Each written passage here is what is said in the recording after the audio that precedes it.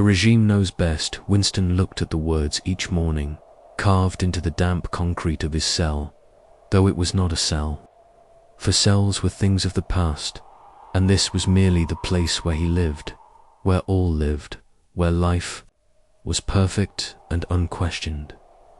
The regime knows best. The letters were not deep, but they were eternal. They had been there before him, and they would remain long after. They breathed in the stale air of his quarters, whispering to him in the dark, in the half-light of the telescreen's glow. They were not a reminder, no.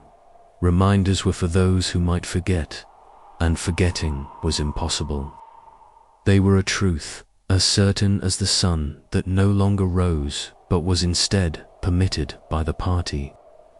A golden gift rationed out in approved doses. Winston's lips moved silently, rehearsing the sacred sentence. His tongue was a traitor, thick and heavy in his mouth.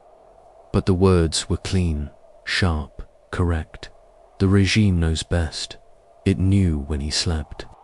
It knew when his fingers twitched with the ghost of a thought crime.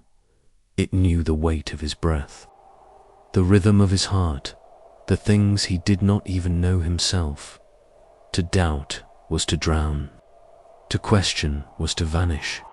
And so he repeated the words again and again, until they were not words at all, but the pulse of his blood, the hum of his bones. Outside, the loudspeakers sang of victory. The streets were polished with obedience. The air tasted of iron and ash. Uncertainty. Somewhere, a man's screen door. Perhaps it was only the wind. It did not matter. The scream, if it existed, would be corrected. The wind, if it was wind, would be harnessed. Winston sat on the edge of his bed, which was not his, for nothing was his. All things belonged to the regime, and let the words fill him. The regime knows best, and it did.